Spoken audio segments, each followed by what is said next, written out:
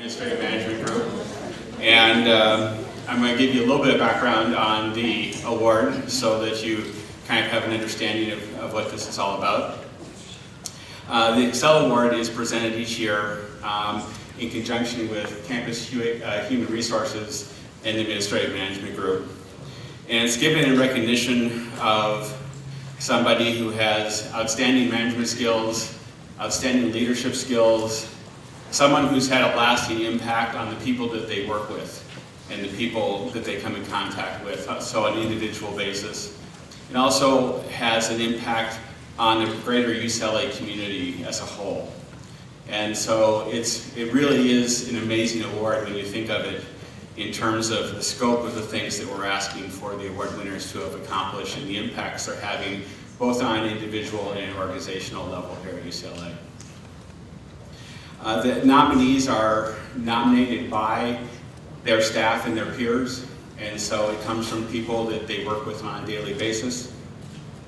And I know that sounds like a really nice thing, but you really begin to get perspective on it when you see the list of the nominees who have been nominated for the award and realize how competitive the award really is. So let me go through the list just so you have some idea as to the kind of people that were nominated for the award this year.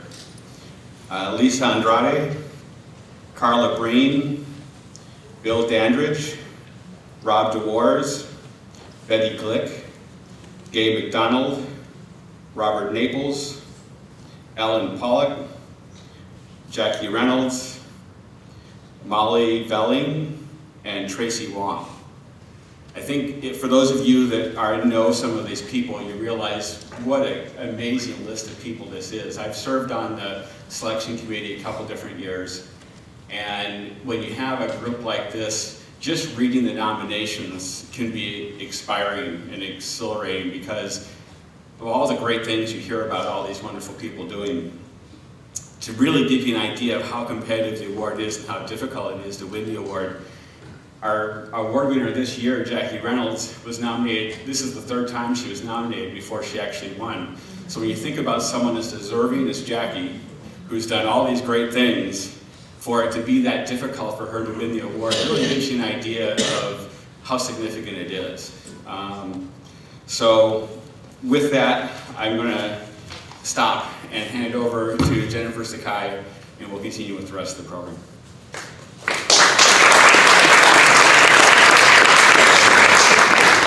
Thanks, Mark. I was privileged to be a member of our Excel Award Committee, and now I'm going to take the opportunity to pass out a certificate to a few of the nominees who were able to make it to today's event. The first certificate is for Lisa Andrade. She's a Management Services Officer in the Billing Integrity Unit.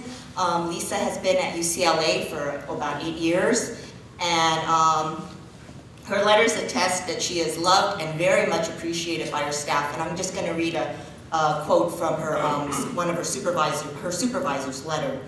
Lisa deserves special recognition for supporting her staff, co-workers, trainers, and management during the Care Connect rollout. She worked countless hours and was always available to advise and resolve issues. And later she said, Lisa leads by example and is truly an inspiration to me, her supervisor, and a role model for our staff. So, just want to give Lisa her.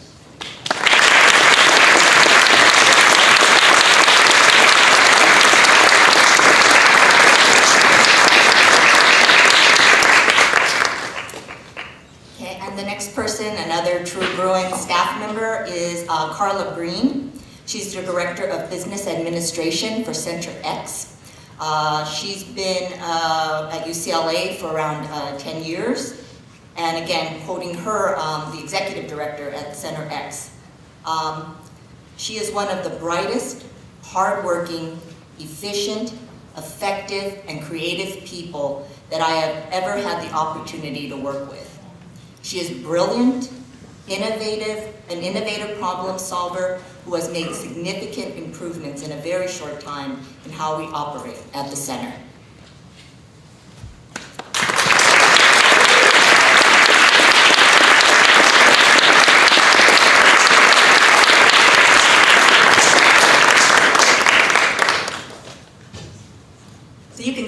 by those really short quotes how difficult this decision-making process was. And the next certificate is for Tracy Wong, who's in the Department of Neurology. Tracy's been at UCLA since 1997, so about 17 years. She was described as a very effective manager and dedicated to her work. Her work is heavily deadline-driven, and the quote from her supervisor is, "Tracy maintains a calm professionalism as she moves from one near crisis to another, always making sure focus stays on the immediate needs of the faculty in support of the university's missions." And later, to summarize, by adding, "Tracy works tirelessly, often 7 days a week, never asking for personal gain or recognition. With each new day, she is pure in her desire to perform her best in support of the Department of Neurology."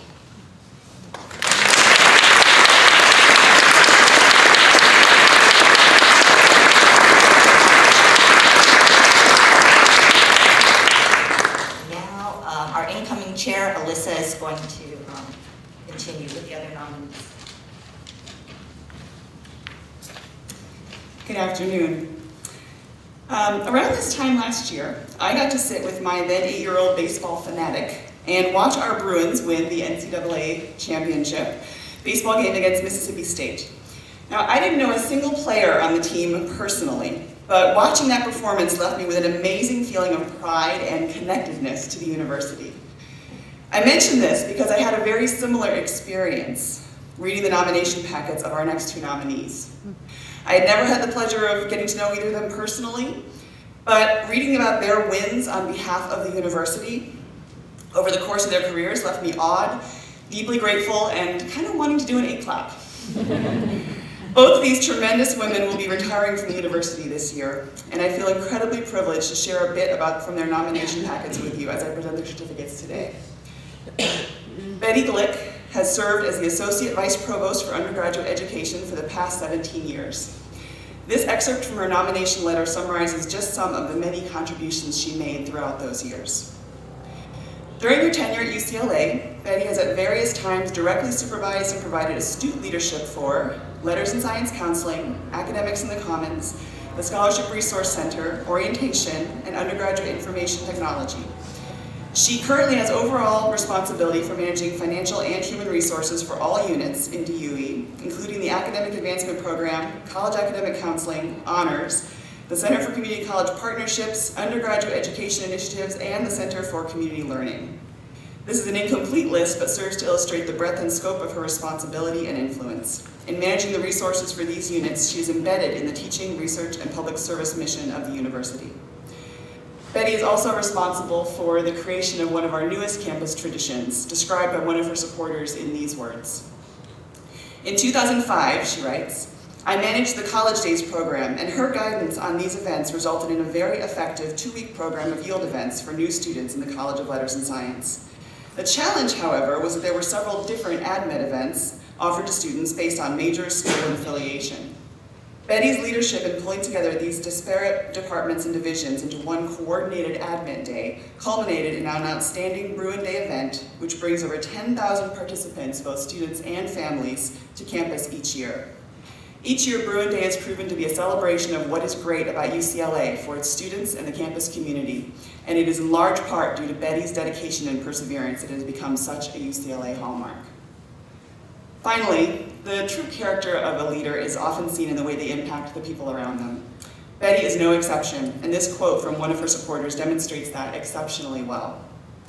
"Betty leads through her ease and comfort of working with and talking with everyone. She knows the name of every custodian in Murphy Hall, anyone who provides coffee on campus, and every level of staff and faculty with whom she comes in contact. And she remembers, there is no budget or meeting that is more important than an individual who needs Betty's attention and care. She leads by example in tending to the human spirit." Please join me in honoring Dr. Betty Glick.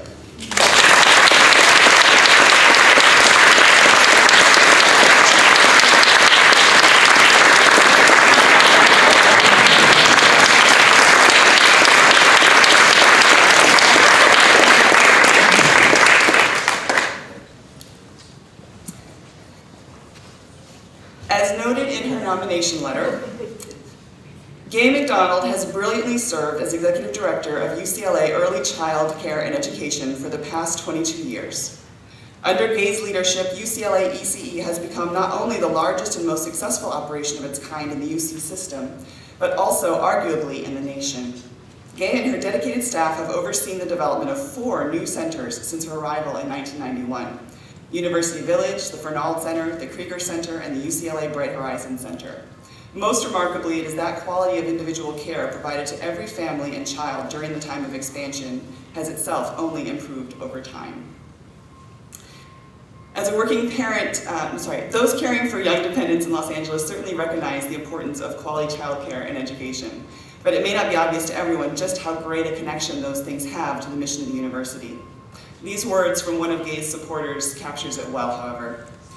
Gay is one of those rare individuals that fully understands how important it is to the mission of the university that faculty, staff, and students with children have childcare that is nurturing, educational, and available to allow them to work or pursue their education.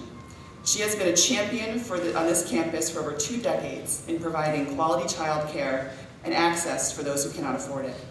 Her efforts have yielded scholarship monies, financial assistance, increased support for childcare from the administration, and an overall campus climate that now embraces and supports childcare as a recruitment and retention issue on our campus.